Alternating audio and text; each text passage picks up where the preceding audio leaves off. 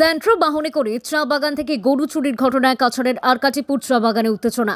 বাহনে ভাঙচুর করে সড়কে অগ্নিসংযোগ করে জ্বালিয়ে দেওয়ার চেষ্টায় উত্তেজিত জনতা। পুলিশ সুপার নোমাল মাহাত্তার উপস্থিতিতে পরিস্থিতি নিয়ন্ত্রণে গ্রেফতার এক গরু চোর।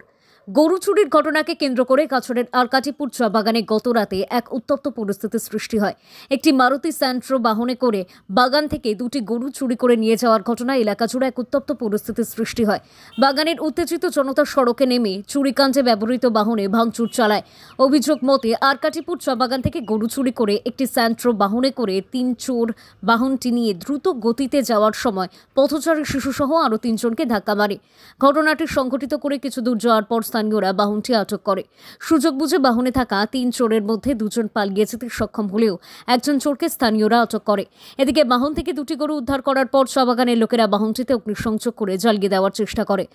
পরিস্থিতি উত্তপ্ত হয়ে উঠলে কাছাড় জেলার পুলিশ সুপার নোমাল মাহাত্তা সহ বিশাল পুলিশ বাহিনী সেখানে এসে পৌঁছায় এবং পুলিশ সুপার বাগানের ক্ষুব্ধ জনগণকে বুঝিয়ে পরিস্থিতি নিয়ন্ত্রণে নিয়ে আসতে সক্ষম হয়। ঘটনায় ইতিমধ্যেই মুন্না আলী বড়ভূইয়া নামে এক চোরকে গ্রেফতার করা হয়েছে বলে জানিয়েছে police super. Bureau report, news অবিকল। কাটিপুৰ যেটো ইয়াত চাহ বাগিচা আছে, চাহ বাগিচাৰ পৰা গৰু চুৰি ঘটনা লৈ ইয়াত এটা উত্তেজনাপূৰ্ণ পৰিস্থিতি ইয়াত সৃষ্টি হয়। গাড়ীৰে গৰু চুৰি কৰি লৈ যাওঁতে স্থানীয় ৰাইজক দুৰ্ঘটনাগ্ৰস্ত কৰি লৈ গৈছে আৰু তাৰ পিছত ৰাইজে আগচি ধৰাৰ ফলত এটা উত্তেজনা পৰিৱেশ সৃষ্টি হয় আৰু লগে লগে আমি পুলিচ বাহিনী আমাৰ ইয়াত উপস্থিত হৈ আমি লোকসকলৰ লগত আলোচনা কৰোঁ আৰু সেইমতে ইতিমধ্যে চুৰি গৰু ৰিকভাৰ হৈছে আৰু যিজন ব্যক্তিয়ে ইয়াৰ পৰা চুৰি কৰি লৈ গৈছিলে মানুহজনকো ইতিমধ্যে ধৰা হৈছে আৰু যিখন বাহনেৰে তেওঁলোকে এই গাড়ী চুৰিটো তেওঁলোকে সংগঠিত কৰিছিলে সেই বাহনখনো আমি উদ্ধাৰ কৰিছোঁ। স্থানীয় ৰাইজে আমাৰ আগত ব্যক্ত কৰিছে যে ইয়াৰ কোনোবা স্থানীয় এজেণ্ট থাকিব পাৰে, যি কাৰণে এই ধৰণৰ ঘটনা এই অঞ্চলত বাৰে বাৰে হৈ আছে।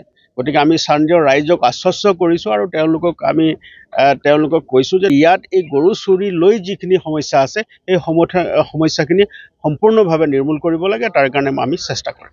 এজন চোৰক ধৰা হৈছে আৰু এইজন ইতিমধ্যে আমাৰ কাষ্টডিত আছে আৰু বাকী আমাৰ তদন্ত চলি আছে আৰু ইয়াৰ লগত সম্পৰ্কিত হৈ থকা যি এজন ব্যক্তি আছে বা ইয়াৰ কোনোবা এজেণ্ট আছে নেকি, লোকেল এজেণ্ট আছে নেকি, কোনোবা যিসকলে এই ধৰণৰ কামবিলাক কৰিবৰ কাৰণে বাৰে বাৰে তেওঁলোকক পৰিচিত কৰি আছে। গতিকে আমি স্থানীয় ৰাইজে আমাক সেই কথা ব্যক্ত কৰিছে, আমি তেওঁলোকক আশ্বস্ত কৰিছোঁ আৰু যিসকলে লোকে এই কাৰ্যৰ লগত সম্পৰ্কিত হৈ আছে তেওঁলোকক কঠোৰভাৱে আমি আইনী ব্যৱস্থাৰ ওচৰত লৈ যাম আৰু তেওঁলোকৰ ওপৰত বিহিত আইনগত ব্যৱস্থা লোৱা হ'ব।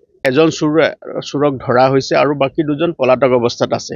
ইতিমধ্যে যিজন ব্যক্তিক ধৰা হৈছে তেওঁক আমি ইণ্টাৰগেশ্যন কৰি আছোঁ, তেওঁক আমি সোধপোছ কৰি আছোঁ আৰু য'ৰে নহওক য'তে পলাই থাকিলেও আমি তেওঁক শীঘ্ৰে আমি কৰায়ত্ব কৰিম আৰু আইনগত ব্যৱস্থা তেওঁলোকৰ বিৰুদ্ধে ল'ম।